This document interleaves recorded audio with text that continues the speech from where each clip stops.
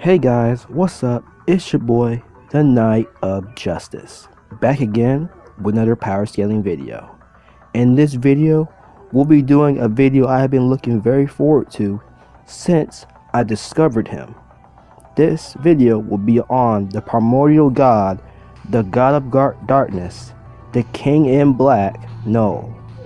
I have done a video on him in the past, but you can see this is a remastered version on the character with new scaling along with a new view on him on how powerful he is within the Marvel Universe. We'll be breaking down why Knull is so overpowered and why he stands above beings such as the Galactus, the Celestials, Hell Lords, Skyfathers, and even some members of the Abstracts, including, especially, Oblivion. So, let's get into it. Knull is an elder god of darkness and the creator of the symbiotes. He is the main antagonist of Venom Volume 4 and the event known as King in Black. He made his first appearance in Thor God of Thunder 2012 issue 6, but we get his full origin in Venom 2018 issue 4. Knull is an ancient god of darkness, ruler of the void, and existed between the destruction of the sixth cosmos and the creation of the seventh, though it has been said he was around during the same time as the first firmament.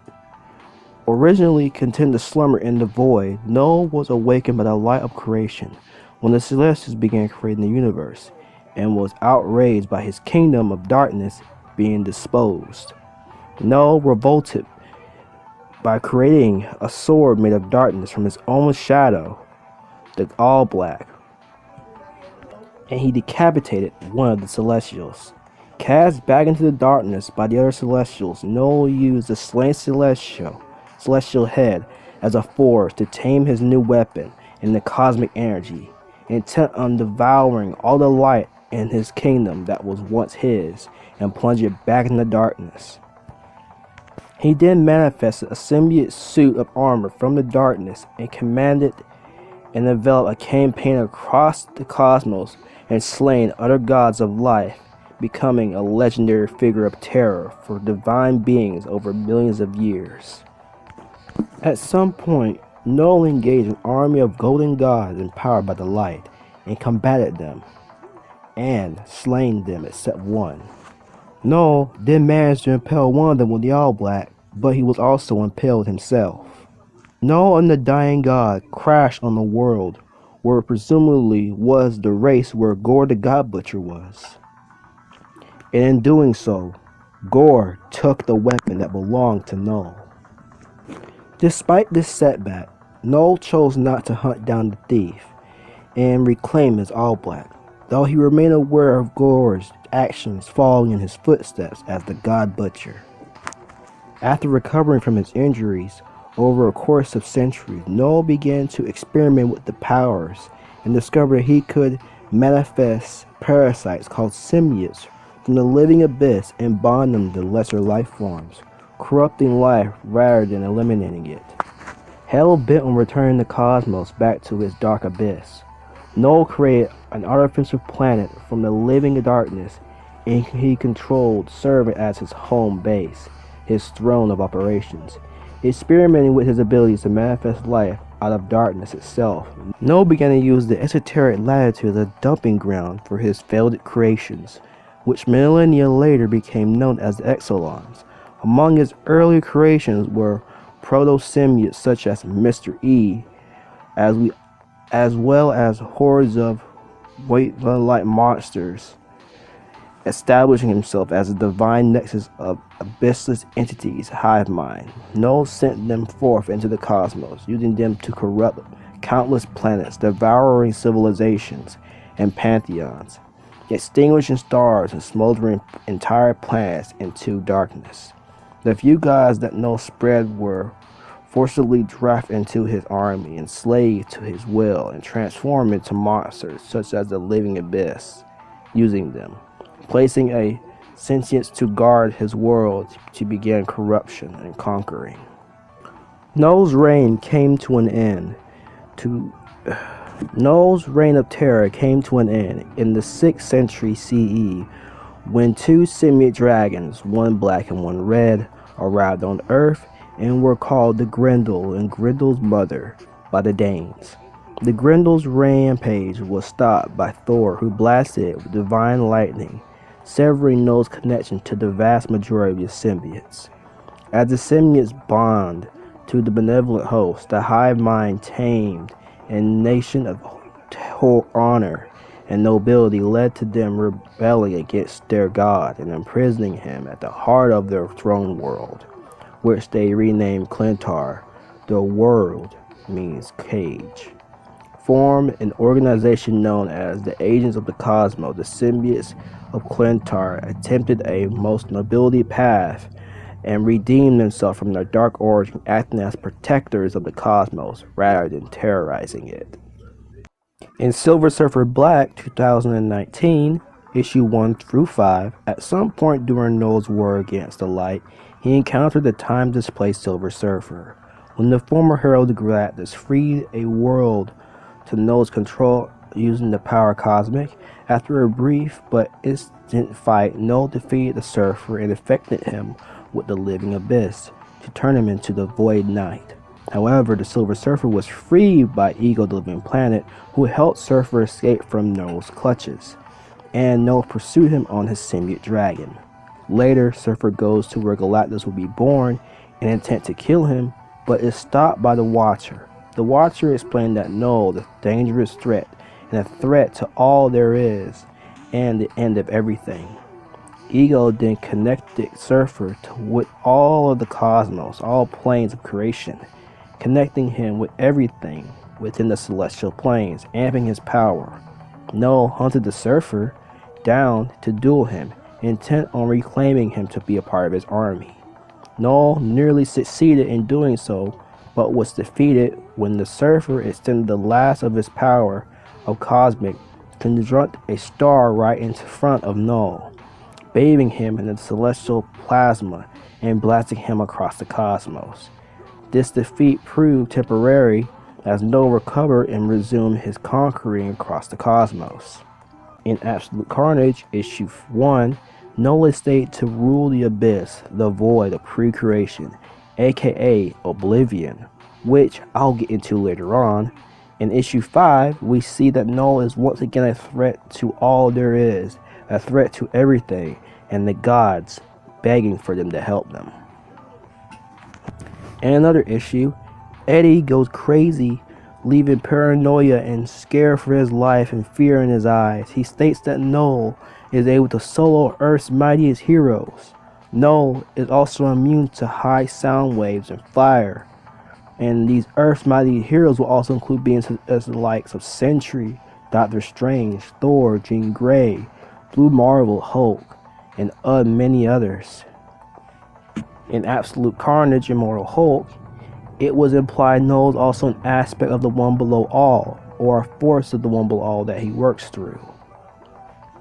In Guardian of the Galaxy, issue 10, it said that Knull existed before everything, and is able to hurt eternity. He is also said to be the master of the void. In King in Black, Black Knight, Knull is able to take anything that resembles a bond, he can negate it. He can also read minds upon contact with people, as well as look at elder gods such as Shima-Gorath, Khonshu, and Sidorak as jokes in comparison to him. He has the ability to manifest elder gods and state that darkness comes from him. In Marvel Tale describing Donny Cates' work and who is Knull in the events he appears in, it states that Knull existed upon the same time as the first firmament, up until his encounter with the Celestials in the Seventh Cosmos. In Web of Venom, Carnage, there is this cult, this secret cult that worships Knull as their god, a god that can bring into the void, a being that rules the void. In Symbiote Spider-Man King in Black issue 2, the Black Knight is having a discussion with Merlin, who is really Mr. E in disguise, about Knull, telling him that the Ebony Blade may be the only weapon in existence that can defeat him, and is a creature of immense power, and pose a threat to all of time and space. In Scream Curse of Carnage, issue 2, Knull is yet again stated to be existed before creation. In the Marvel King in Black handbook, it talks about how Knull is a being that existed in the endless void before creation and was angered when the Celestials came to shape his darkness during the seventh cosmos. His children, those that are created or born from him, are Hell Lords in their own right, which means they can make the case that they are comparable to the likes of Dormammu, and they all have universal range of power, if not higher. In incoming 2019, Knull is on a rampage killing all that stands in his way, killing the universe. In Web of Venom, Empire's End, Knull and his symbiotes can adapt and change to changes in the environment. In Web of Venom Ref 2020 issue 1, Knull can infect people with darkness and also turn it into a sword, a necro sword. Knull is said to be the ruler of the abyss and the creator of the symbiotes, their god. He was there between the destruction of the previous universe and the reality of the prime reality. Knull is said to be the ruler of the abyss and the creator of the symbiotes, their god, and was there during the destroyed previous universe and prime reality that took its place, swearing vengeance on every living thing birthed by the Celestials. Knull gave life to creations of his own. Knull even has the ability to still mind hex you, even if you're not bonded to him anymore. Knull is also able to defeat Doctor Strange, a feat deemed impossible, and is resistant to magic. He is also once again called the Devil himself, or confirming that he is an aspect of Toba, the one below all. In King in Black, Return of the Valkyries, 2021, issue 4, in the realm between Brunhilde, Ivar, and Dana, complete the ritual of the severed headless celestial connecting the Necrosword. Knull, who had been completely oblivious that the connection exists since the loss of the majority of his power, and swears revenge on the Valkyries for inflicting it. Knull is a primordial god of darkness, a potentially unstoppable force. He already murdered nearly a dozen unpopulated worlds. Knull's dragons have also killed up to 2 billion more and more. That's just his dragons. He has slain billions of armies of light gods who are amped by the Enigma Force. It is one of the most powerful forces in Marvel, in the same class as the Power Cosmic and the Quantum Force. Knull is stronger than any villain the Earth heroes have ever faced, including the likes of the Chaos King, Ivory Kings, Pyrrhicon Beyonder, Molecule Man, or even powerful beings as the First Firmament. A peaceable Grendel gave Rex Cosmos awareness. He came to know that Knull is actually the true form of darkness. The symbiotes such as the Necroblade were created from Knull's own shadow, and hence why he can see through it, through them. They were one of him, and merely an aspect of him. To sum this all up, how strong is the god of the void? Let's just get this out of the way on why Knull is above oblivion. Knull has numerous statements of him being the ruler of the void, king of the void, and existed before all iterations of the cosmos. Statements such as also Knull, Lord of the Abyss, ruler of the abyss, Lord of the great unending abyss, the abyss made flesh, and it also destroyed everything. It existed around the same time as the first firmament, up until the first encounter of the Celestials during the seventh cosmos. There are numerous statements of Knull being the ruler, the king of the void, and having absolute control over the abyss. Knull was a malign deity who presided over the void. His reign was absolute until the Big Bang occurred, disturbing his primordial darkness, and released light and life into the universe.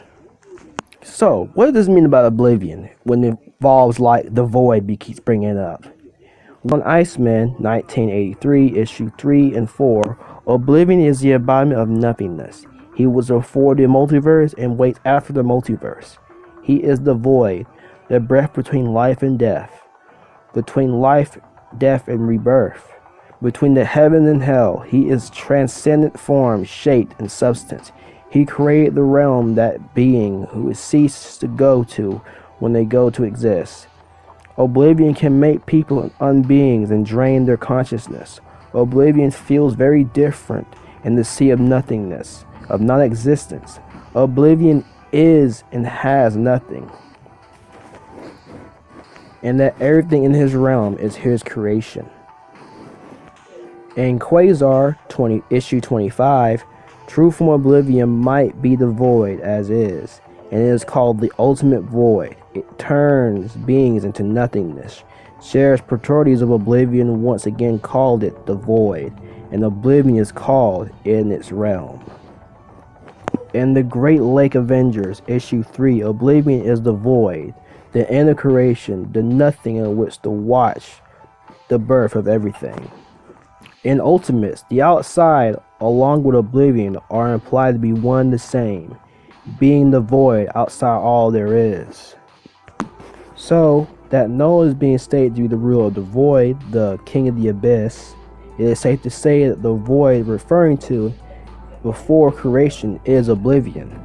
And while we're on the subject of Oblivion, let's just get the whole Oblivion issue out of the way.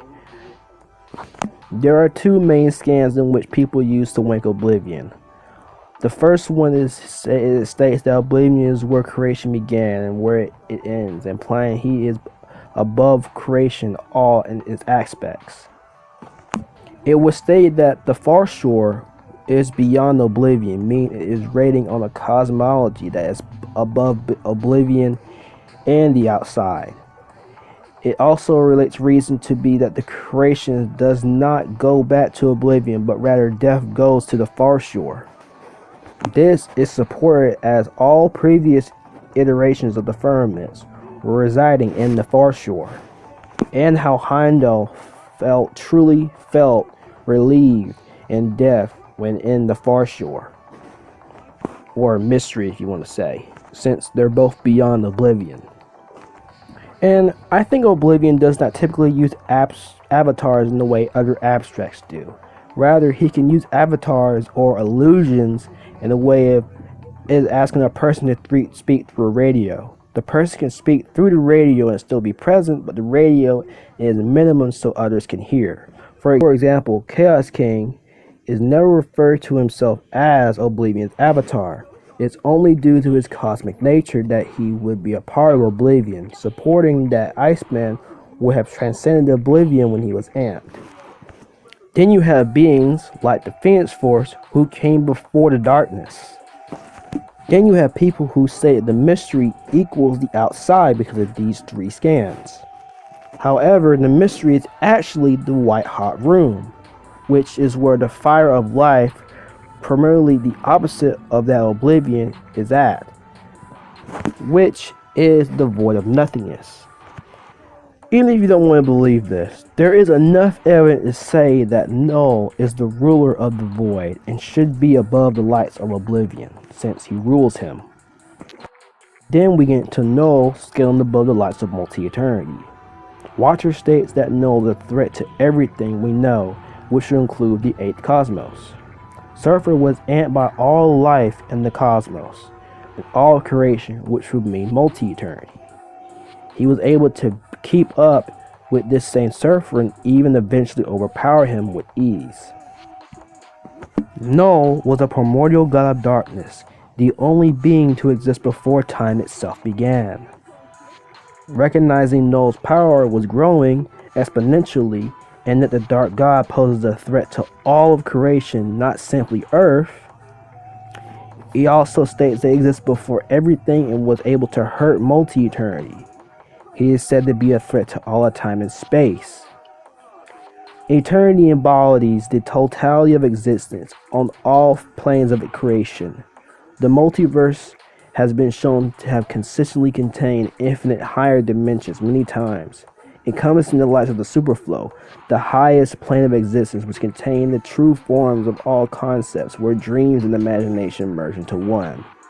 Or you can just say this is where avatars fight at their full power. Either way, then you have the neutral zone, which is completely beyond and outside even the superflow, and was described as the white space surrounding all there is in creation. Next is the far shore, the furthest edge of everything, eternity, encompassing the far shore, which was described as a void of nothingness beyond all levels of space and time, life and death, on a multiversal scale. In Venom 2018, issue 200, now that Eddie Black is the new King of Black, he goes through the cosmos repairing the damage caused by Knull, with one of them being fixing a rift through and caused by Knull, who caused a rift through multi-eternity. Knull, with scale to all of this, is consistently being shown to be a threat, if not above the lights of multi-eternity. Next, we get to Knull being above the lights of the Celestials. Knull existed during the same time as the first firmament. During the time of the creation of the seventh cosmos, Knull was able to kill one of the Celestials by killing them and before he was banished. Knull remained stronger than the Celestials. Their epic battles shook the heavens. Knull was able to kill most of the Celestials and nearly destroyed them with his sword. He defeated and possessed the fifth host. Since Knull did these feats easily, he should scale above every celestial host. But now, how strong are the Celestials? The first host was able to, as a group, shatter the first firmament. The fourth was said to straight up create the seventh cosmos of the multiverse, or multi-eternity. Since Knull scales to the current, he will also scale to every event caused by the Celestials, that even the Celestials that took place in the superflow. The Celestials or the Aspirins are able to scale to, if not fight, the lights of life-bringing Galactus. Galactus has said to have the totality of an infinite dimensional multiverse at its heart. The same Galactus is able to fight the lights of Master Order and Lord Chaos and even defeat them in the highest plane of existence, even taking their attacks. After the one above all Celestial made the fifth host, they were able to one-shot the Aspirins, which were giving life-bringing Galactus a hard time. So, going off of this, Knull should easily scale to the lights of the Celestials and the first firmament. Now let's get into why Knull scales below the lights of Herald King Thor, Weltho Galactus, or God Galactus, and the Black Winter. This version of Thor is crazy strong since he has the power of the Odin Force on top of his own power as well as the power cosmic, since you can scale this Thor to the 6th and 8th cosmos of multi-eternity. You have statements of the Black Winter being able to scale to since he destroyed the 6th cosmos and was a threat to all of the 8th iteration. In Ultimates, it is explained that Galactus merged with the heart of a dying 6th omniverse before it died, and before people say it, the word universe was thrown around it. First of all, they used the word multiverse and universe interchangeably, even in Ultimates and in Thor 2020. Even if you say the universe was a risk and explained beforehand that after that it says that he was a threat to the entire multiverse. Not to mention the Galactus that Thor fought and defeated, who is said to be the strongest he has ever been, implying he's more powerful than the likes of Galactus, that is Lifebringer, or other wealth version of Galactus. Knull completely dominated this version of Thor. And also, not to mention that this Thor has faced beings that are called the true form of death, the living void, and the end of everything, which is talking about his fight with the Black Winter, since he fought the Black Winter and defeated it with the power cosmic. Or he used the power cosmic of Galactus and made him into a bomb and defeated it. Either way, Thor has faced the Black Winter, and Knull completely defeated this version of Thor. I've already explained how strong Eternity is and the structure within him, so Knull would easily scale to all of this. And then we get into why Knull scales above the likes of Unstable Sentry and the Void. So as you all know, if you read King in Black issue 1, Knull completely defeated the likes of Sentry and absorbed the Void. In Doctor Strange, Sorcerer Supreme Loki was stated to be a threat to the entire magical realm and the entire multiverse by Stephen Strange and the Sentry. The Void alone was able to utterly stomp Doctor Strange, who just absorbed all the power or absorbed the magic of Yggdrasil, the Tree of Life, and Sorcerer Supreme Loki, who absorbed every last drop of magic that was currently on Earth, except for Doctor Strange. This includes the powers of the Scarlet Witch, Dr. Voodoo, Magic, and every other person on Earth. Still, the Void utterly stomped them both at once until the Sentry came in to save Strange and Loki. Now, how strong is this Strange since he got Yggdrasil's power? Well, the Asgardian World Tree is kind of like a map. The 9 realms you recognize as part of Yggdrasil are actually the tip of the infinite iceberg, what you know as whole worlds or our universe is fully formed and complex. When Heimdall looked upon Yggdrasil, he states that all of time and space is laid out before me. The whole world tree and its branches, infinite in its complexity. Loki even saw infinite Asgards when he saw the full totality of Yggdrasil, which means there are infinite other universes within the lives of the world tree. Yggdrasil exists on every plane of reality, and you also have the feature of this Odin who nullified a fire created by Surtur that was going to destroy all of Yggdrasil and was going to engulf all of Otherworld, being freed, therefore consuming all of realities. And you have the Void who scales of this since he was able to completely, utterly defeat the likes of Strange and Loki, whose Strange was amped by the World Tree. The Void was so powerful that he became the leader of the Cancerverse forces. The Void also was able to tear a whole opening between the Negative Zone and the 616 universe, only using his sheer strength. It takes multiple heroes including Captain Marvel, Gladiator, Darkhawk, Beyblade Bill, and Nova to just barely hold down the Void. And Merge Sentry was able to one-shot the combined might of the whole Cancerverse, even though multiple heroes at once weren't able to do so. Not only this, it was stated that House of M was nothing in comparison to what the Void or the Sentry could cause. Before Scarlet Witch said no more mutant, she was already powerful enough to be a threat to the Omniverse when she changed the 616 reality with the Chaos Magic or Chaos Wave threading throughout the multiverse. The Chaos Wave was described to be a pan-dimensional power of the beyond. The Chaos Wave spreads through the center point of creation. Rona lives in the center point of creation, which is multi-eternity soul and heart of the Omniverse. It was described to spread to the furthest reaches of imagination, to the ascension itself, and would cause order and chaos simply cease, and would turn all creation into a conceptual blob. Scarlet Witch is even said to possibly affect the Omniverse. The Chaos Wave was described to spread around the Omniverse, to be spreading. And yes, you have numerous statements of the Sentry being stated to cause another House of M if its power is left unchecked. And this same Sentry in the Void was completely stomped by the likes of Knull. So yeah, Knull is incredibly overpowered given to what he's already shown and what he's displayed in his appearance. But that's the end of the video. Knull is a fantastic and interesting character. I don't see why people don't like him. Maybe it's because he kills Celestials, which, I mean, that is an interesting and powerful feat. Celestials are incredibly broken. But even so, he's a great character and interesting to read upon.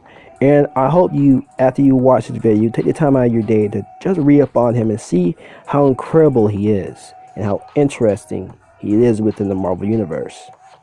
Also, I'd like to give a big thanks to my friends who helped me make this video. TheChadWick, Jazz, Salem, and Winter. You've been a big help to helping me scale Knull, and I thank you for it. Because of our hard work in collecting all the scaling and information on Knull, we have represented and shown just how powerful the King in Black truly is. Thank you for your help. But if you liked the video, please hit like, share, subscribe, and comment down below. Hit the notification button for more videos, and I will see you guys next time. Peace.